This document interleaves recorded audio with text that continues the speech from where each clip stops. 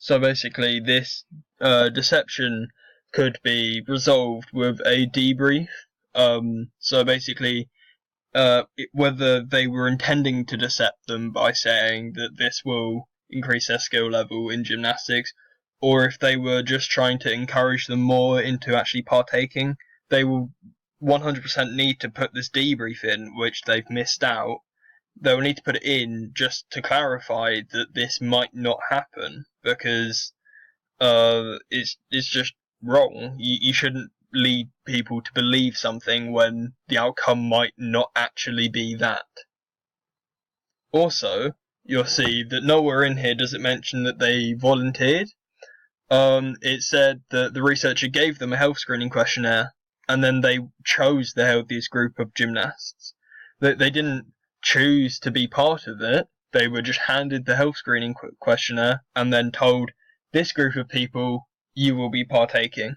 You will be doing this. You will be experimenting with this PNF training. Granted, yes, they did let a person leave after they didn't want to, and sure, like, that would suggest that the other participants would be okay with this, like, taking part in this.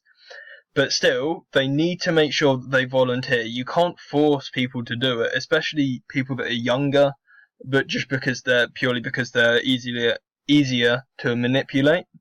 Once again, it's a very ethical issue. It shouldn't be done, because if they're not up to it, but they're forced to actually partake, made so they feel like they can't back out, it could lead to physical harm, emotional harm as well, which you really don't want, because that is really quite bad. Because say that they were physically harmed, they might not be able to partake in gymnastics. Say something went wrong with their hamstring during the PNF training, something really bad happened. They won't be able to compete in gymnastics from that point until they recover, which could be a few months. It could be even longer than that, which you really wouldn't want on your conscience as a researcher, on your record as a researcher. You wouldn't want that to happen to people who might have a future in this, who might get put off, especially emotionally, might get put off if this would be deemed way too hard for them, and you just wouldn't want that to happen at all. It would just be horrible. So going back to what we talked about earlier, the informed consent form, there's no mention of this whatsoever, and because this is a legal document, it can lead to a tribunal, which means that given time, that it could get really bad, and you could be fined as a researcher. Or if something serious happened, like I mentioned before, like a hamstring injury, like a long-lasting injury, then it could possibly lead to prison time for the researchers, given this was be a few days, a few weeks, a few months, I'm not really sure. But yeah, once again, because it's a legal document, it has to be done. So, given this is a made-up scenario, you need to make sure that if you were going to research, that this would be the top priority that you would start doing. You just need to make this informed consent form, add everything in, add in all the protocol, dependent, independent, and control variables, everything like that. It needs to go in there. Also, as you can see, they chose the healthiest group of people, which can lead to unfair results, biased results, stuff that isn't actually relatable to the general public or the general people that do gymnastics, because they might not all be in this age group. They might not all be at that fitness level, which is why it's important to randomly choose the participants so you can get a more varied results.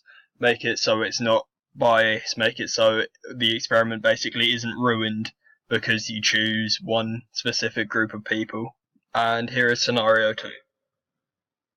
So what they did good here is they included a disclaimer to both the child and the parent saying what would happen, and they've done their best to make sure that they've put every safety precaution in place. They've given them all the advice, told them what's going to be happening in this experiment, and then they would have to sign it to say, okay, I agree that if something does go wrong, it's not the researchers' fault. We can't sue them.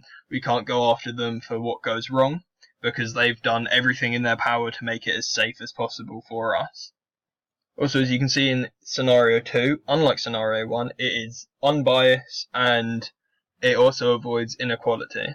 The reason you want to do this is because, once again, ethically, it's just not right, and it can really badly influence results if that is like the main thing you're going for as a researcher when you're conducting experiments is good, clean results. Something that like actually proves what you're going for, or disproves what you're going for, disproves your hypothesis, anything like that. It actually gives solid evidence for it as well. Whereas if you were to be biased, like in scenario 1, with the like really healthy group of people that were partaking, no one else, then that could just ruin your results completely because it's just not varied at all.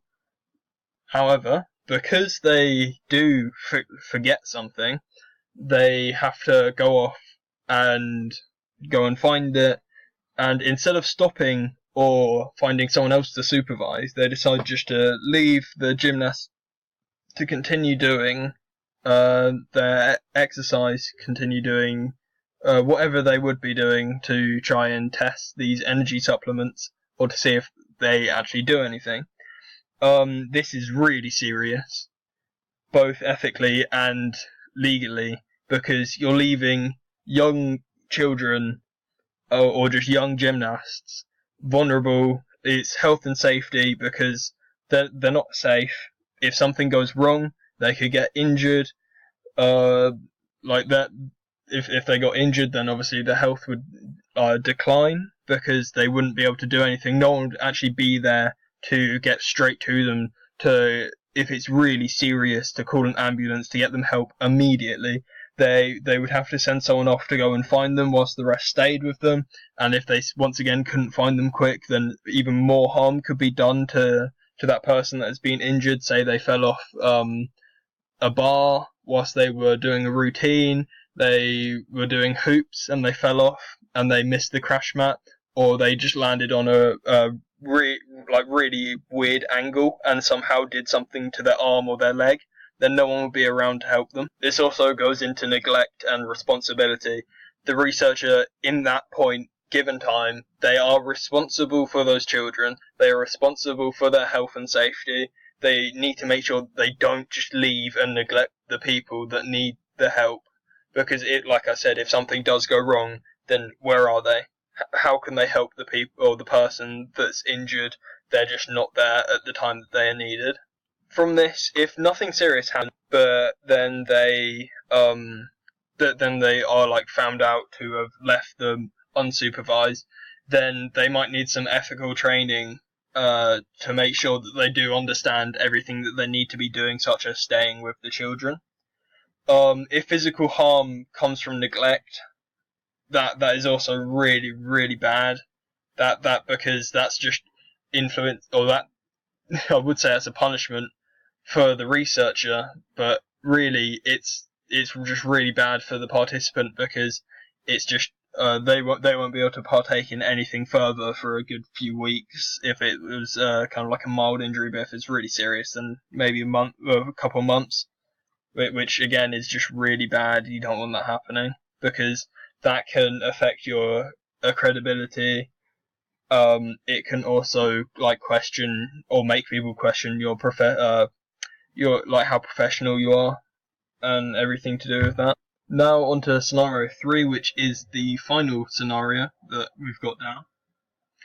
And what is good here is we can see that they do take results down, they do get the personal data, but it's that they perform well and good because they keep all of that confidential. They don't release that to the public. However, they do release like data, like other data, such as their results. It could be how flexible they are, which could really hurt the person because say they viewed this information as very sensitive to them, then it could just completely just emotionally break them down. They could just start. I know it's quite extreme, but they could get depressed. That this could lead to further harm that happens to that person. It's just something you really want to avoid. Also, when they change the results, it's showing scientific misconduct. So they're not like staying truthful to it. They're changing the results so it applies to what they want, which you, as a researcher, you just should never do. You should always just write it down as facts. You shouldn't change it. You should write down what results there are, and you should use that instead of using what you want, because what's the point in conducting an experiment if you're just going to change it and choose the results that you want instead of the reality of the results. Once again, to these, you could lose your BASES accreditation, so they just wouldn't want you doing any more experiments under their name. That they would just say no to any more requests that you do, purely because you're just not caring about anything apart from your research, or rather, what you want your research to say. Like I mentioned before, emotional harm, very big factor as well. Professional or research credibility would most likely be lost because you're giving away information that is personal to your research to these people that are taking part in your research. It's just something that you shouldn't be doing once again. Because you're changing it all of your previous research could be questioned if you've got previous research.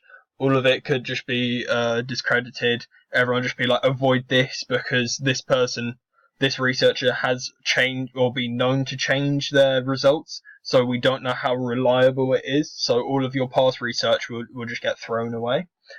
Also, once again, because of all of this data protection, they could be suspended. Scientific misconduct could also lead to suspension, which is where they just wouldn't be allowed to conduct any more research experiments for a extended period of time.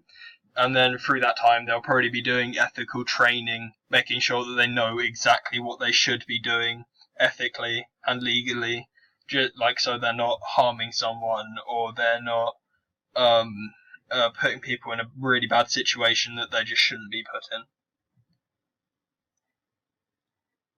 Anyway, that was assignment 4.1. Thank you for listening.